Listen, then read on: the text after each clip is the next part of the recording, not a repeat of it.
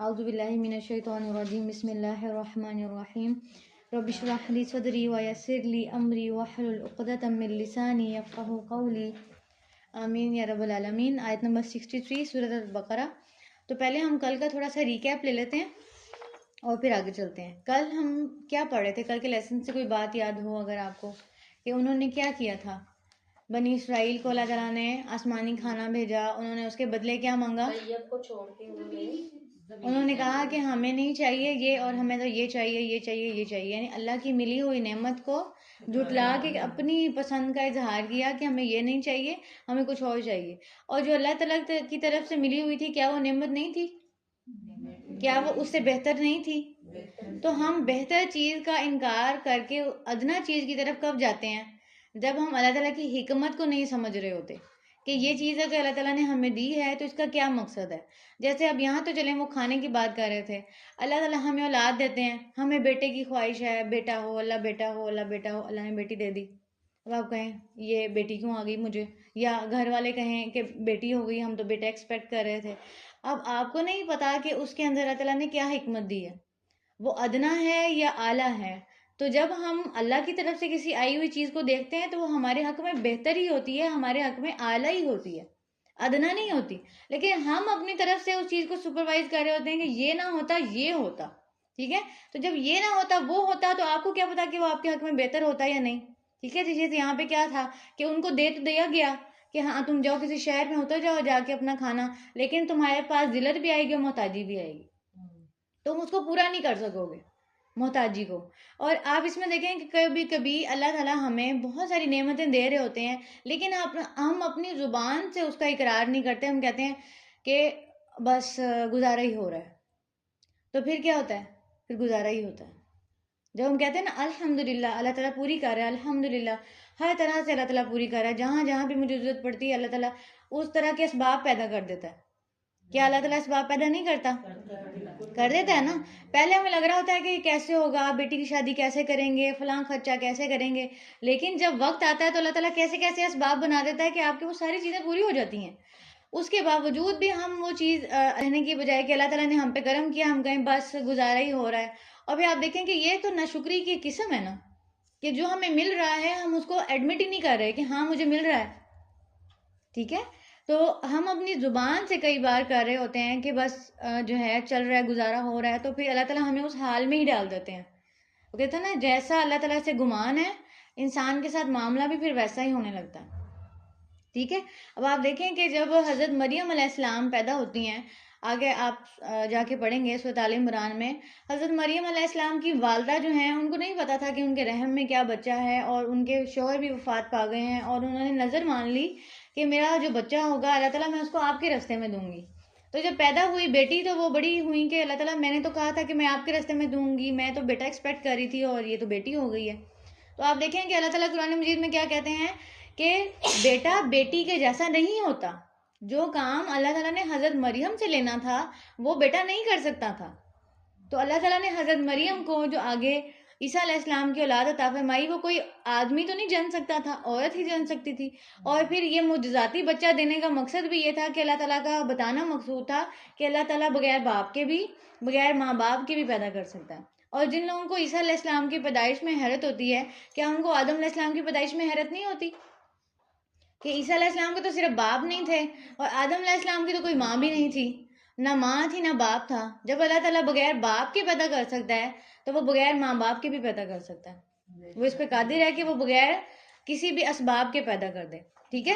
تو یہ ساری چیزیں جو ہیں کل کے لیسن سے ہم نے سیکھی کہ اللہ تعالیٰ کی جو بھی نعمت ملے اس کو قبول کرنا چاہیے، اور اس نعمت کے ساتھ اللہ تعالیٰ جو انسٹرکشنز دیں ان کو بھی قبول کرنا چاہیے۔ جیسے فار ایگزامپل کل بات ہوئی تھی کہ تم اس بستی میں داخل ہو جاؤ اور کہتے جانا حتتن، تم بخشش مانگتے جانا، لیکن انہوں نے کیا کیا کہ اس چیز کو پلٹ کے کیا کیا، ان کا مذاق بنا لیا، دینی شاعر کا مذاق بنا لیا۔ اب جو ان کو نعمتیں ملنے والی تھیں وہ بھی ان سے رک گئیں، جو ان کو ملنے والا تھا انہوں نے اپنے ہی زبان کی گناہوں سے اس کو کیا کر لیا، اس کا رستہ روک دیا۔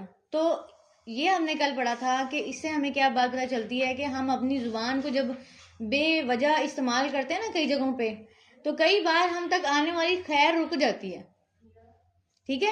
کئی بار ہوتا ہے, آپ نے اکثر اس کو رشتوں میں دیکھا ہوگا کہ بعض دفعہ جو ہے ہمارے گھر آنے والی بہو یا ہم اس کے لیے ہو سکتا ہے کہ خیر کا باعث بن جاتے, لیکن ہم نے جلد بازی میں یا اس نے جلد بازی میں یا کوئی ایسے معاملات ہوئے کہ زبان کا غیر ضروری استعمال ہو گیا. اب وہ جو ایک دوسرے سے ملنے والی خیر ہے نا, وہ رک گئی. وہ کہاں گئی؟ وہ دل میں بن کے بیٹھ گئی کہ اس نے میرے ساتھ ایسے کیا تھا یا میں نے بھی ان کے ساتھ ایسے کرنا ہے. اب میں نے ان کو کوئی فائدہ نہیں پہنچانا. یہ ٹھیک ہے, یہ دل کی تنگی ہے, لیکن بات یہ ہے کہ یہ کسی نہ کسی طرف سے زبان کی غیر ضروری استعمال ہے. زبان کا غیر ضروری استعمال ہم تک آنے والی کئی خیر کو روک دیتا ہے. تو زبان کا غیر ضروری استعمال نہیں کرنا, اور خاص طور پہ یہاں جس کانٹیکس میں بات ہو رہی ہے کہ اللہ تعالیٰ کے شاعر کا مذاق نہیں اڑانا. ٹھیک ہے, جیسے انہوں نے جو ہے وہ ایک معافی کے لفظ کو جو ہے وہ بدل لیا تھا گندم سے. چلیں آگے شروع کرتے ہیں. ابھی بنی اسرائیل کی آیات ہی کنٹینیو ہوں گی, اور یہ اللہ تعالیٰ کا بتانا مقصود اس لیے ہے کہ ہم اس چیز سے سیکھیں کہ ہم نے وہ کام نہیں کرنا. یعنی آپ اپنے بچے کو کب مثال دیتے ہیں کسی کی؟ جب آپ کہنا چاہ رہے ہوں کہ دیکھو اس نے ایسے کیا, تم ایسے نہ کرنا.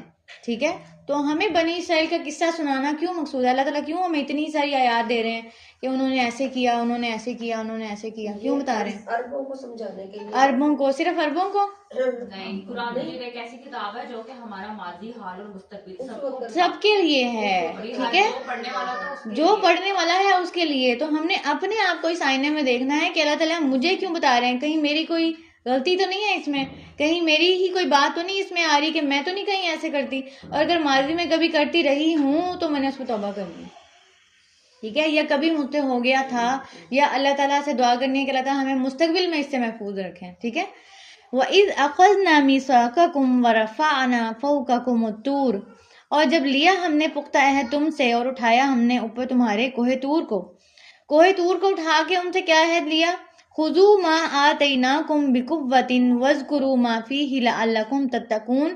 ان کو کہا کہ تم اپنی کتاب کو مضبوطی کے ساتھ پکڑو اور یاد کرو جو اس میں ہے, تاکہ تم بچ جاؤ یا متقی بن جاؤ. اب یہاں پہ یہ کیوں کہا جا رہا ہے کہ یاد کرو؟ اس کو یاد کرنے سے مراد کیا حفظ کرنا ہے اس کو؟ وَاذْكُرُوا کی بات آئی ہے یہاں پہ. وَاذْكُرُوا کا مطلب ہے کہ وقت رہتے اس چیز کو استعمال بھی کرو, اس چیز کو یاد رکھو. بعض دفعہ ہم کیا کہتے ہیں کہ جب عمل کا ٹائم آتا ہے, ویسے ہم قرآن پڑھتے رہتے ہیں, تلاوت کرتے رہتے ہیں, ترجمے کے ساتھ بھی چلیں پڑھ لیتے ہیں, لیکن جب اس چیز کو اپلائی کرنے کا ٹائم آتا ہے, صبر کرنے کا ٹائم آتا ہے, مصیبت آ جاتی ہے, خوشی کا موقع آ جاتا ہے, اس وقت ہم کیا کرتے ہیں؟ ہم کہتے ہیں اوہ بھول ہی گیا. بعد میں ہمیں کوئی ریمائنڈر کراتا ہے کہ اس ٹائم پہ آپ نے یہ کیا تھا, تو ہم سوچتے ہیں کہ اوہ مجھے تو بھول ہی گیا تھا. یعنی یہ جو چیز ہے نا کہ وَاذْكُرُوا, یاد رکھو, یہ کب ہے؟ کہ جب موقع آ جائے اس وقت آپ کو یاد رہے کہ میں نے یہ کام کرنا. جب پریشانی آ جائے اس وقت یاد رہے کہ میں نے سب سے پہلے اللہ سے رجوع کرنا ہے, اور میں نے کسی اور سے رجوع بعد میں کرنا ہے. یہ پہلے ہم پڑھ چکے ہیں. تو یہاں پہ جو بات ہو رہی ہے یہ کیا کہ قرآن مجید, اب ان کے پاس تو ان کی کتاب تھی تورات, جس کو کہا گیا تھا کہ تم پہ پہاڑ اٹھایا ہے اور تم سے عہد لیا ہے کیا کہ تم نے اس کو مضبوطی سے پکڑنا ہے اور اس پہ عمل کرنا ہے, اس کو یاد رکھنا ہے عمل کے ٹائم پہ, تاکہ تم اللہ کے عذاب سے بچ جاؤ. اور ہمارے لیے کیا سبق ہے کہ ہم قرآن مجید کو کیسے پکڑیں؟ صرف ادب کے طور پہ چومیں اور رکھ دیں؟ مطلب اس پر عمل کرنا, اس پر عمل کریں, اس کو مضبوطی سے پکڑیں, اپنے معاملات میں اس کو داخل کریں, اپنے زندگی کے معاملات میں اس کو داخل کریں. اگر ہم اس کو صرف پڑھیں اور چوم کر اس کی عزت کر کے اس کو رکھ دیں, وہ ہماری زندگی میں شامل نہ ہو, ہماری خوشیوں میں شامل نہ ہو, ہماری غمیوں میں شامل نہ ہو, ہمارے معاملات میں شامل نہ ہو, تو پھر اس کا مطلب ہم نے اس کو قوت سے نہیں پکڑا ہوا. اور یہاں پہ جو بات ہے نا کہ ان کے اوپر پہاڑ اٹھا کے پھر ان سے عہد لیا, تو یہ پہاڑ سمبولائز کر رہا ہے پریشانی کو, مصیبت کو, تکلیف کو. جب سر کے اوپر ایک تکلیف آ پڑتی ہے نا تو ہم بھی قرآن پڑھنے لگ جاتے ہیں. تب ہمیں یاد آ جاتا ہے کہ وہ ایک قرآن بھی ہے, اس کی تلاوت کریں گے تو ہم لوگوں کو بھی بلا لیتے ہیں پڑھنے کے لیے, لیکن سمجھتے نہیں ہیں اس کو, نہ ہی لوگوں کو بلاتے ہیں سمجھنے کے لیے. تو بات کیا کہنا چاہ رہے ہیں یہاں پہ اللہ تعالیٰ کہ ان کے اوپر پہاڑ اٹھا کے ان کو ڈرا کے ایک دفعہ کہا گیا پکڑتے ہو کہ نہیں پکڑتے, تو پکڑ تو لیا انہوں نے. ٹھیک ہے, اب ہمارا کیا حال ہوتا ہے، ہم بھی جب مشکل مصیبت تکلیف آتی ہے تو پکڑ تو لیتے ہیں اس کو، لیکن جب وہ مصیبت آسان ہو جاتی ہے پھر کیا کرتے ہیں، پھر وہ ایسے ہو جاتا ہے کہ جیسے کوئی، اللہ تعالیٰ اس کا قرآن مجید میں شکوہ کرتے ہیں کہ جب ان کو مصیبت پڑتی ہے انسان کو تو انسان لیٹے بیٹھے کھڑے اللہ کو یاد کرتا ہے، اللہ ہائے اللہ تعالیٰ یہ دور کر دیں، اللہ تعالیٰ یہ کام ہو جائے، اللہ تعالیٰ یہ چیز ہو جائے، اللہ مجھے صحت دے دیں اگر کبھی بیمار ہو جائیں. لیکن جب اللہ تعالیٰ وہ مصیبت تکلیف پریشانی دور کر دیتے ہیں تو اللہ کو ایسے بھول جاتا ہے گویا کبھی پکارا ہی نہیں تھا.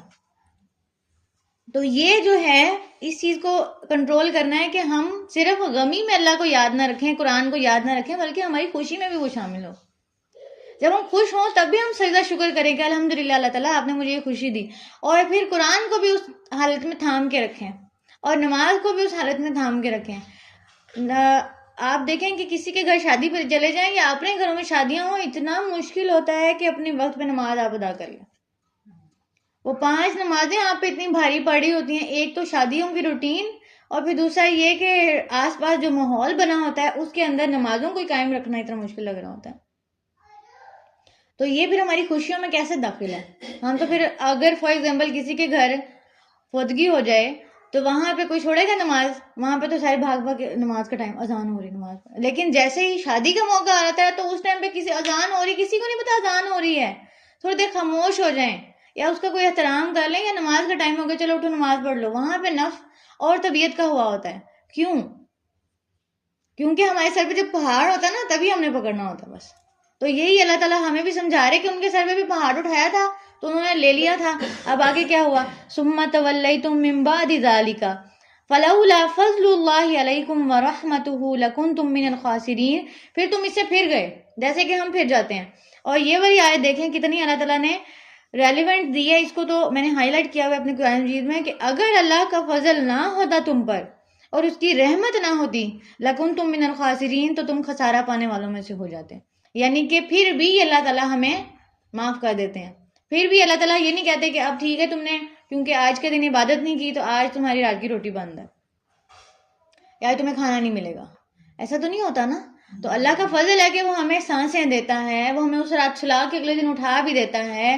چاہے ہم اس میں کہیں کہ بس آج دل نہیں کرا نماز پڑھنے کو، بس لیٹ جاتے ہیں، لیٹ گئے. آپ سوچیں کہ اگلے دن صبح اٹھا دیا اللہ نے، یہ کتنی بڑی نعمت تھی. اٹھتے ہی نہ تو پھر کہاں جاتے. ٹھیک ہے. تو فلولا فضل اللہ علیکم ورحمتہ، اگر اللہ کا فضل نہ ہوتا تم پر، اس کی رحمت نہ ہوتی تو تم خسارہ پانے والوں میں سے ہو جاتے. یہ اسی نے تمہیں بچایا ان ساری نافرمانیوں کے باوجود. وَلَقَدْ عَلِمْتُمُ الَّذِينَ اعْتَدَوْا مِنْكُمْ فِي السَّبْتِ فَقُلْنَا لَهُمْ كُونُوا قِرَدَةً خَاسِئِينَ. اب یہاں سے ایک نیا قصہ شروع ہو رہا ہے، اس کو آپ نے سمجھنا ہے تھوڑا سا. ہوا کیا؟ البتہ تحقیق جان لیا تم نے ان کو جو حد سے نکل گئے تم میں سے ہفتے کے دن میں، تو کہا ہم نے کہ ان سے ہو جاؤ بندر ذلیل و خوار.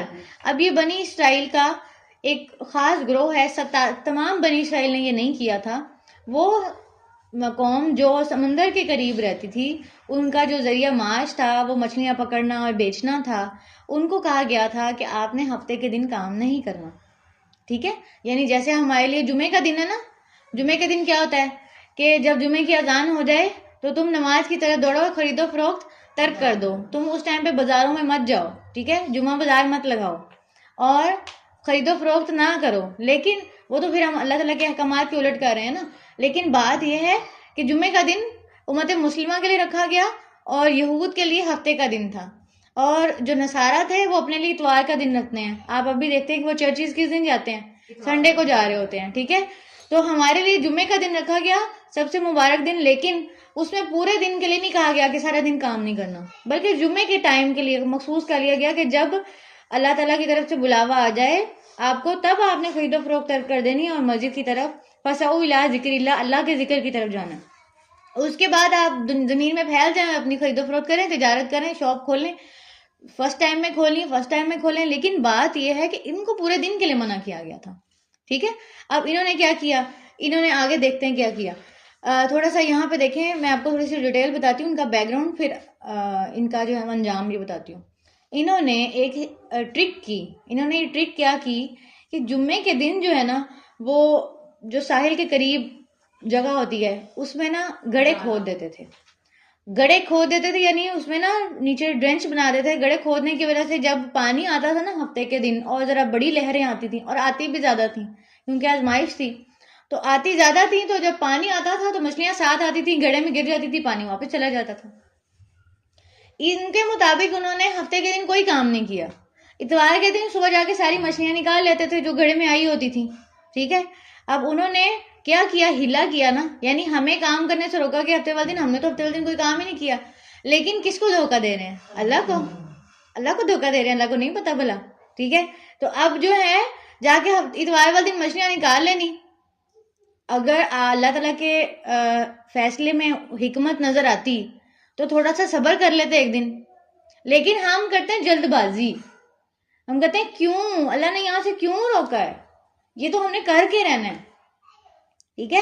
فار ایگزامپل اگر اللہ تعالیٰ نے کہا ہے کہ اپنے آپ کو کور کرنا ہے، تو ہم بھی کیا کرتے ہیں؟ اپنے آپ کو کور کرتے ہیں، پر بازو میں سلیو نہیں لگواتے. بازو پہنے ہوئے ہیں کہنے کو، لیکن بازو ہیں نہیں. ہم کیسے ہم ہیلے کرتے ہیں کہ نظر تو آتا ہے کہ کر رہے ہیں لیکن کرتے نہیں ہیں. ٹھیک ہے. اپنے آپ کو چھپانے کی کوشش میں، یعنی فار ایگزامپل اللہ تعالیٰ نے کہا عورت کو کہ اپنی زینت کو نامحرم سے چھپائے، زینت چھپا لی، تیز پرفیوم لگا لیا. اب یہ کیا ہے؟ میں نے کون سا دیکھو میں نے کوئی جیولری نہیں پہنی دیکھو، اور میں نے تو عبایا پہن کے میں شادی پہ گئی ہوں. نبی صلی اللہ علیہ وسلم نے فرمایا کہ وہ عورت زانیہ ہے جس کی خوشبو جو ہے وہ مرد تک پہنچے اور وہ اس کو سونگے. تو اگر آپ نے خوشبو لگانی ہے تو ہلکی خوشبو لگائیں. جس فنکشن پہ جا رہے ہیں وہاں جا کے بھی اگر وہاں پہ آپ کو لگتا ہے کہ وہاں نامحرم بھی ہوں گے، دوسرے کزنز وغیرہ بھی ہوں گے، تو پھر اسے اوائڈ کرتے ہوئے آپ ہلکی خوشبو کا انتخاب کریں. آپ مارکیٹ میں بہت ساری چیزیں ہیں جو اس کا کمپیٹیبل ہوتی ہیں کہ آپ کو اپنے سے اسمیل نہیں آتی. آپ اپنی صفائی کا خیال رکھیں، پھر ساتھ ہلکی پھلکی خوشبو استعمال کریں. اتنی تیز خوشبو مت استعمال کریں. ٹھیک ہے. اس میں بھی آپ دیکھیں کہ جائز کاروبار کے اندر حرام طریقوں کو اختیار کر کے رزق کمانا. اب بظاہر تو حلال کاروبار ہے لیکن اس کے اندر ہی دھوکہ دہی شامل ہے، تو پھر یہ کیا چیز ہے؟ اب ان کا کام کوئی ناجائز تو نہیں تھا، لیکن اللہ تعالیٰ نے خاص وقت کے لیے روک دیا نا. تو اسی طرح حلال کام کے اندر حرام چیز کو شامل کرنا، جیسے کہ فار ایگزامپل بینک میں آپ کو کہا ہے کہ اگر مجبوری ہے تو آپ پیسے رکھوا سکتے ہیں، تو کرنٹ اکاؤنٹ میں رکھوائیں نا. کرنٹ اکاؤنٹ کا مطلب ہے آپ کے جتنے پیسے ہیں اتنے ہی رہیں گے. آپ کہتے ہیں بینک میں پیسے تو رکھوانے ہی ہے، چلو یار پروفٹ ہی آتا رہے، پروفٹ اکاؤنٹ میں رکھوا دیتے ہیں. اس پروفٹ اکاؤنٹ سے کیا کیا جاتا ہے؟ اس پہ شاید میں پہلے بھی بات کر چکی ہوں. اس پروفٹ اکاؤنٹ سے قرض دیے جاتے ہیں سود پہ. تو جب سود پہ قرض دیے جاتے ہیں، آپ کی رقم کو استعمال کیا جاتا ہے، تو واپس آپ کی تو رقم وہی رہتی ہے، لیکن جو قرض کے اوپر سود تھا، جس بندے کو دیا گیا تھا، اس بندے نے سود پے کیا اور آپ کو اس کا حصہ دے دیا گیا کہ کیونکہ آپ نے ہمیں الاؤ کیا کہ آپ کی رقم کو استعمال کیا جا سکتا ہے، تو ہم آپ کو اتنے % دیں گے ہر مہینے. آپ کے پیسے سے کیا کیا جا رہا ہے؟ آپ کے پیسے سے صرف قرض نہیں دیا جا رہا، سود پہ قرض دیا جا رہا ہے. ٹھیک ہے.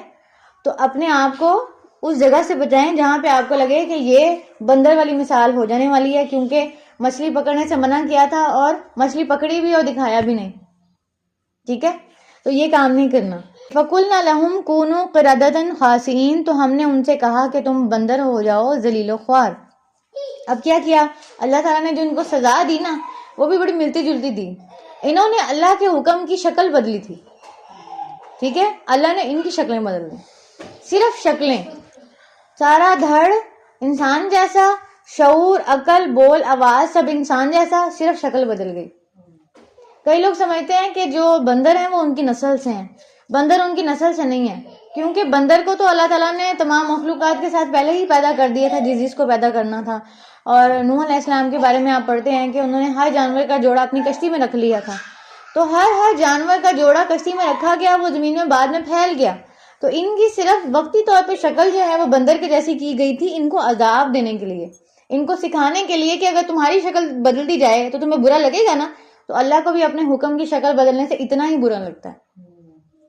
تو یہ ذلت ان پر ماری گئی. صرف بندر نہیں بنائے گئے، خاصین ذلیل خوار بندر بنا دیے گئے کہ اب جو ہے وہ ایک دوسرے کو دیکھ کے ہی ان کو یہ عبرت آ رہی ہے کہ ہم نے کیا کر دیا. ٹھیک ہے. تو بعد میں مر گئے تھے وہ لوگ.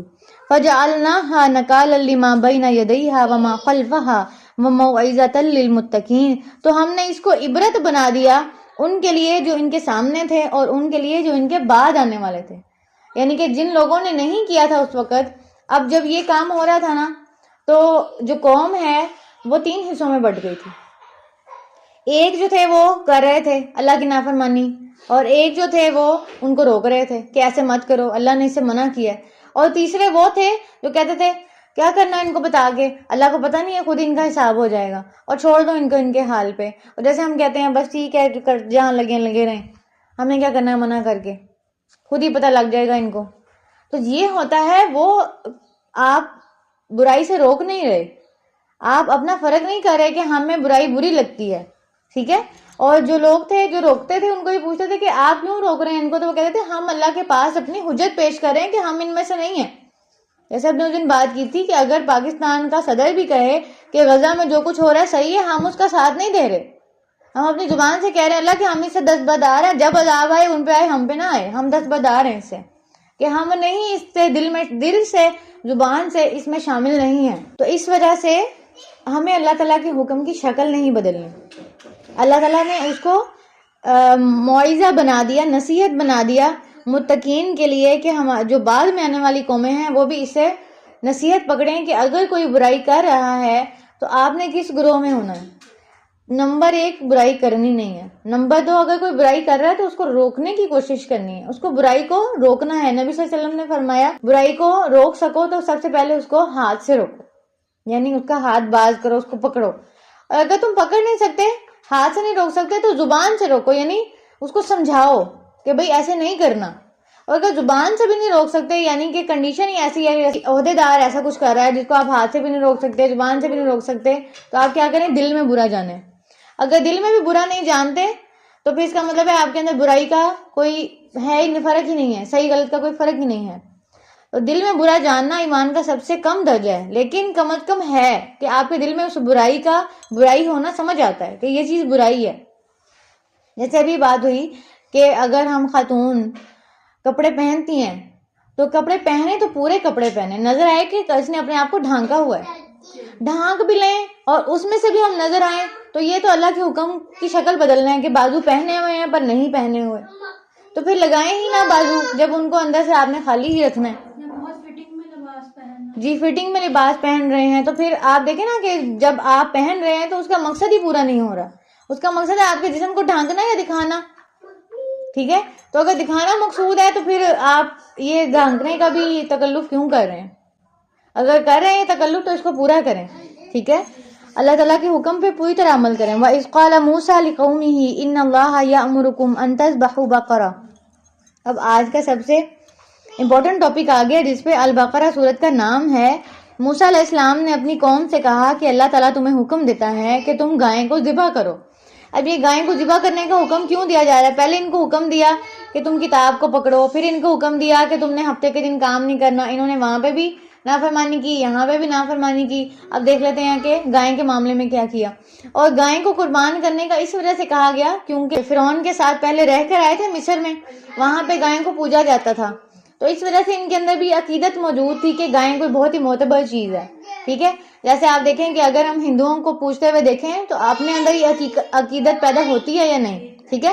اگر ہمارے اندر یہ عقیدت پیدا نہیں ہوتی اس کا مطلب ہے کہ ہم جانتے ہیں کہ یہ بھی اللہ کی مخلوق ہے. لیکن اگر عقیدت پیدا ہوتی ہے تو اس کا مطلب ہے ہم نے اس کا درجہ بڑھا دیا ہے، وہ مخلوق نہیں کوئی اور چیز بن گئی ہے، ٹھیک ہے.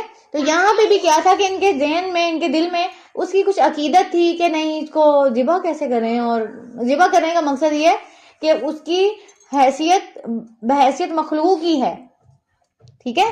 جیسے آپ کسی اور جانور کو قربان کرتے ہیں ویسے گائیں بھی قربان کی جا سکتی. یہ نہیں تھا کہ باقی جانوروں کو قربان نہیں کرتے تھے یہ، لیکن گائیں کی ایک عقیدت ان کے اندر موجود تھی. قالوا اتتخذنا ہزوا. پھر یہ کہتے ہیں موسیٰ علیہ السلام سے کہ کیا تم ہمارے سے مذاق کر رہے ہو. یعنی کہ ان کو آپ دیکھیں نا کہ اگر کسی بندے کی موسٹ فیوریٹ چیز ہو اس کو کہا جائے کہ وہ چلی گئی، یا خدا نہ خواستہ کہہ دیں کہ تمہاری امی اللہ کے پاس چلی گئی، پاگل مذاق کر رہے ہو، کیا ہو گیا؟ یعنی آپ اس چیز کو ایکسیپٹ نہیں کر پا رہے، ٹھیک ہے. تو یہ ایکسیپٹ نہیں کر پا رہے کہ کیا مطلب گائیں کو ذبح کرنا ہے، ٹھیک ہے. قال اعوذ باللہ ان اکون من الجاہلین. موسیٰ علیہ السلام کہتے ہیں کہ میں اللہ کی پناہ لیتا ہوں کہ میں جاہلوں میں سے ہو جاؤں. یعنی اللہ مجھے کوئی حکم دے رہا ہے تو میں تم سے مذاق کروں گا، اس میں آ کے اللہ کے نام پہ جھوٹ بولوں گا. قالوا ادع لنا ربك يبين لنا ما هي، اب تھوڑا سا مان گئے اور کہنے لگے کہ دعا کرو اپنے رب سے ہمارے لیے کہ وہ ہمیں بتائے کہ وہ گائیں کیسی ہو. قال انه يقول انها بقرة لا فارض ولا بكر عوان بين ذلك، بے شک وہ فرماتا ہے کہ بے شک وہ گائیں نہ بوڑھی ہو نہ چھوٹی ہو بلکہ درمیانی عمر کی ہو. ٹھیک ہے، یعنی اللہ کے راستے میں جب ہم کچھ پیش کریں تو کیسا پیش کریں؟ نہ بالکل خستہ اور نہ ہی ایسا کہ جس کو دینے کا آپ کا دل نہیں کر رہا. اب دیکھ، عاملین زکوٰۃ جب بنایا کرتے تھے نبی صلی اللہ علیہ وسلم، تو عاملین زکوٰۃ کو یہ حکم دیتے تھے کہ زکوٰۃ میں کسی کا بہت اچھا مال نہ لے آنا. دیکھیں نا، فار ایگزامپل کسی کا بہت اچھا مال اگر کوئی لے آئے زکوٰۃ میں تو اس کے دل میں پیدا ہوتا ہے کہ یار اس سے تو میں نے فار ایگزامپل آگے کاروبار کرنا تھا یا جو بھی اس کی صورت حال ہے، تو اس کے دل میں یہ چیز شاید اللہ کی طرف رغبت کو کم کر دے. تو اوان بین ذالک کہنے کا مطلب ہے کہ وہ چیز جو ہے تو اچھی حالت میں، لیکن وہ کہتے ہیں نا کہ وہ لیول جو ہے، دل کا بھی ایک لیول ہوتا ہے نا. ایک لیول یہ ہے کہ آپ اپنی پسند کی چیز اللہ کی راہ میں دے دیں، ایک لیول یہ ہے کہ ان سے قربانی مانگی جا رہی ہے. ٹھیک ہے، تو ان سے پھر درمیانی چیز کی قربانی مانگی جا رہی ہے تاکہ ان کے دل بہت زیادہ اس چیز سے ہٹ بھی نہ جائیں اور اللہ کی راہ میں بھی اچھی چیز پیش ہو. فَفْعَلُوا مَا تُؤْمَرُونَ، تو کرو جو تم حکم دیے جاتے ہو. قَالُوا ادْعُ لَنَا رَبَّكَ يُبَيِّن لَنَا مَا لَوْنُهَا، تو انہوں نے کہا کہ دعا کرو ہمارے لیے اپنے رب سے کہ وہ واضح کر دے ہمارے لیے کہ کیسا اس کا رنگ ہو. اب دیکھیں، ایک سمپل سی بات بتائی ہے کہ گائیں قربان کر دو، بڑی عمر کی نہ ہو درمیانی عمر کی ہو، بس بات ختم ہے. آپ پوچھنے لگے ہیں اس کا رنگ کیسا ہو. قال انه يقول انها بقرة صفراء، انہوں نے کہا بے شک رب فرماتا ہے کہ وہ گائیں پیلے رنگ کی ہو. فاقع لونها تسر الناظرین، خوب گہرا ہو اس کا رنگ کہ وہ خوش کرتی ہو دیکھنے والوں کو. قالوا ادع لنا ربك يبين لنا ما هي ان البقرة تشابه علينا، انہوں نے کہا ہم اپنے رب سے دعا کرو کہ ہمارے لیے واضح کر دے کہ وہ کیسی ہو، بے شک گائیں تو ہمیں بڑی مشتبہ ہو گئی ہے. اب آپ دیکھیں کہ سمپل سی ایک بات کہی تھی کہ یہ گائیں کو قربان کر دو، سوال پہ سوال، سوال پہ سوال، سوال پہ سوال ڈالی جا رہے ہیں. اچھا اس کی عمر کیسی ہو، اچھا وہ دکھتی کیسی ہو، اچھا اس کا رنگ کیسا ہو. اپنے لیے مشکل نہیں بڑھا رہے، تو اب ان کو مل نہیں رہی. اب آگے کہہ رہے ہیں کہ ہمیں تو پتہ نہیں چل رہا کیسی ہو، کچھ ہمیں بتا دو اس کے بارے میں. وَإِنَّا إِن شَاءَ اللَّهُ لَمُهْتَدُونَ، اور بے شک ہم اگر چاہا اللہ نے تو البتہ ہدایت پا لینے والے ہیں. قال انه يقول انها بقرة لا ذلول تثير الارض ولا تسقي الحرث مسلمة لا شية فيها، انہوں نے کہا کہ گائیں ایسی ہو جو ہل میں نہ جوتی ہو اور نہ زمین کو سیراب کرتی ہو اور نہ کھیتی کرتی ہو، صحیح سلامت ہو اور اس میں کوئی داغ بھی نہ ہو. اب کتنی کنڈیشن لگ گئی، کنڈیشن زیادہ سے زیادہ ہو گئی نا.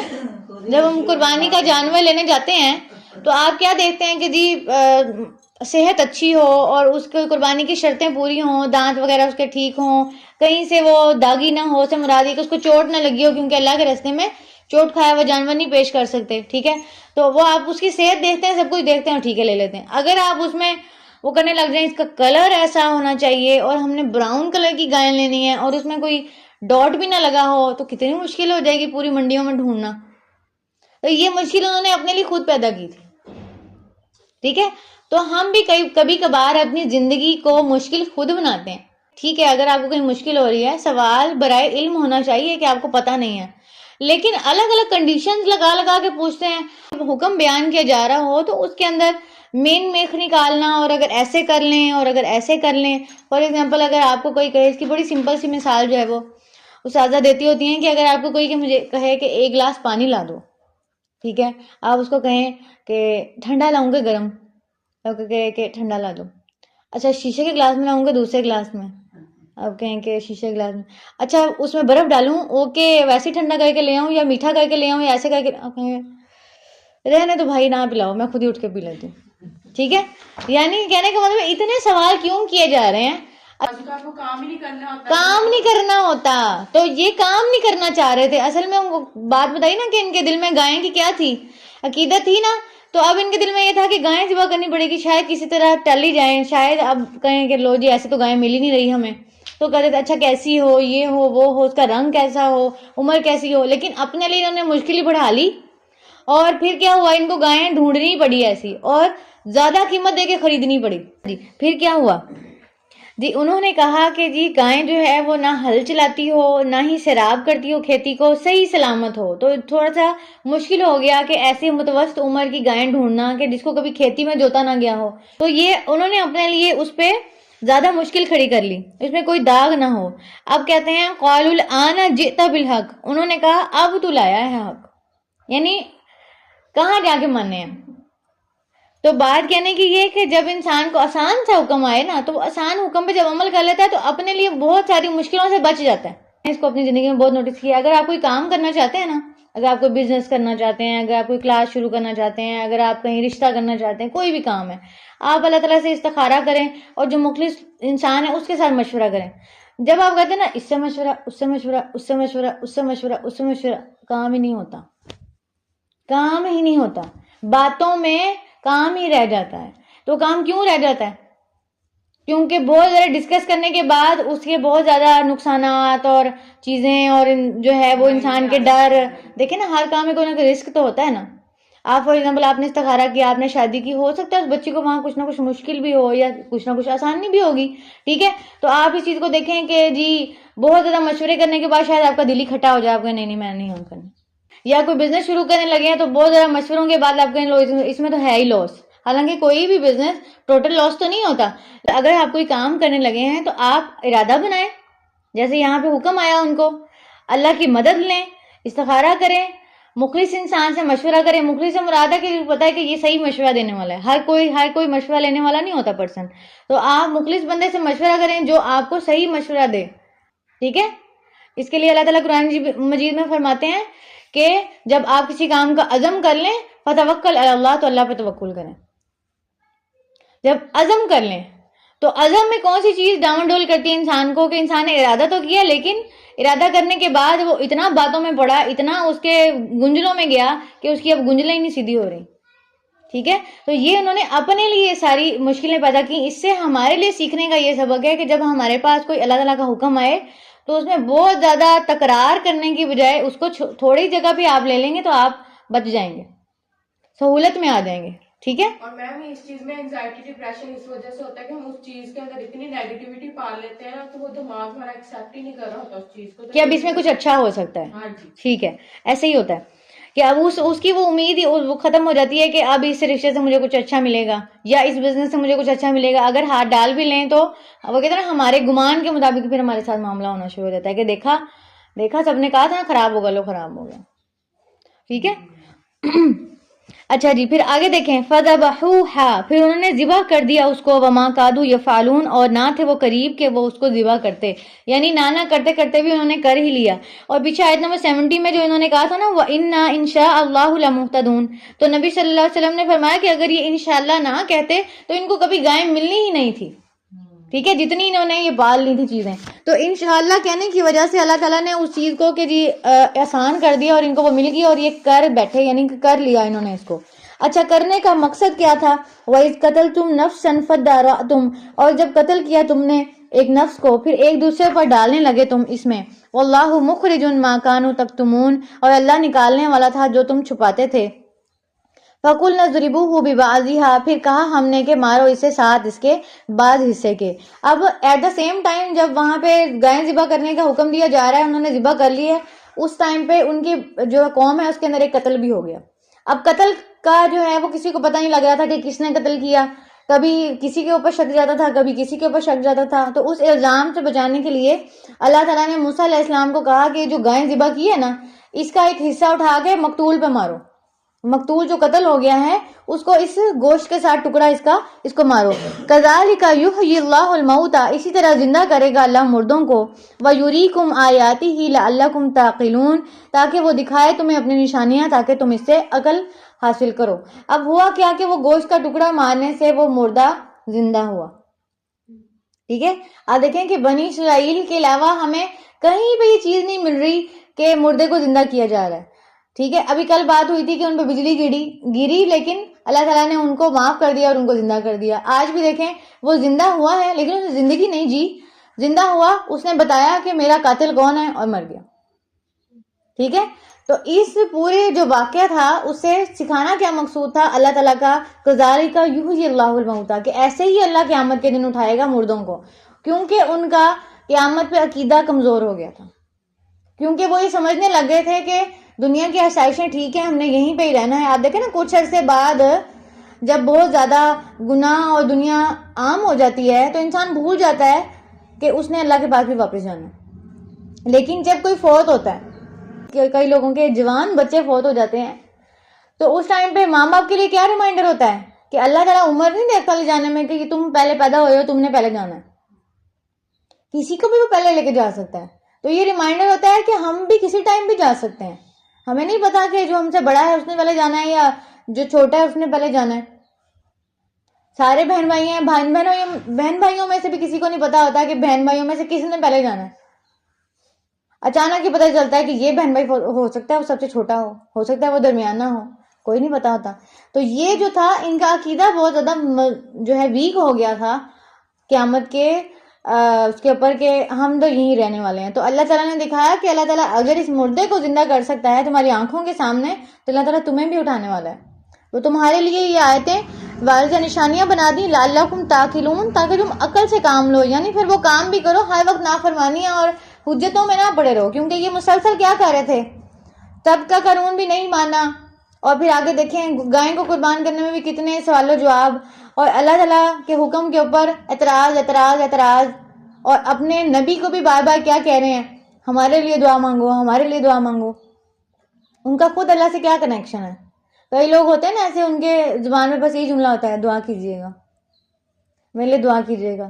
ٹھیک ہے، دوسروں سے آپ کہہ سکتے ہیں دعا کے لیے، لیکن آپ اپنے لیے بھی تو کچھ دعا کریں نا. کبھی اپنے لیے بھی تو اللہ سے مانگیں. اپنے لیے کچھ نہ مانگنا اور بس دوسروں کو ہی کہتے رہنا آپ میرے لیے دعا کر دیں، آپ میرے لیے دعا کر دیں، اب بزرگ دعا کر دیں، فلاں دعا کر دیں، فلاں دعا کر دیں، خود نہ مانگیں. تو بنی اسرائیل بھی کیا کہہ رہے ہیں، اللہ تعالیٰ سے ڈائریکٹ بھی تو کہہ سکتے تھے نا کہ اللہ تعالیٰ وہ گائیں کیسی ہو. موسیٰ تم پوچھو، موسیٰ تم پوچھو. موسیٰ کے اکیلے صرف اللہ تعالیٰ کے بندے ہیں، باقی سارے اللہ کے بندے نہیں ہیں. تو یہ بات ہے کہ اللہ تعالیٰ کہہ رہے ہیں لعلکم تعقلون، تم عقل سے کام لو، تم میری طرف لوٹ آؤ، تم نے میری طرف واپس آنا ہے. جیسے یہ اٹھایا ہے تم نے بھی اٹھ کے میری طرف بھی آنا ہے. میرے ساتھ اپنا کنیکشن مضبوط کرو اور نافرمانیوں اعتراض سے بچو. چلیں یہاں تک آج ہمارا لیسن ہوگا. سبحانک اللہم و بحمدک اشہد ان لا الہ الا انت استغفرک و اتوب الیک. اللہ تعالیٰ ہمیں سمجھنے کی، عمل کرنے کی توفیق عطا فرمائے، اور جو ہم نے پڑھا ہے ہمیں بنی اسرائیل کے طریقے پر مت چلائیں، اور ہمیں اپنی رضا کا بندہ بنائیں. جیسے اللہ تعالیٰ ہم سے راضی ہوں ہمیں ویسا بنا دیں. آمین آمین یا رب العالمین. السلام علیکم ورحمۃ اللہ وبرکاتہ.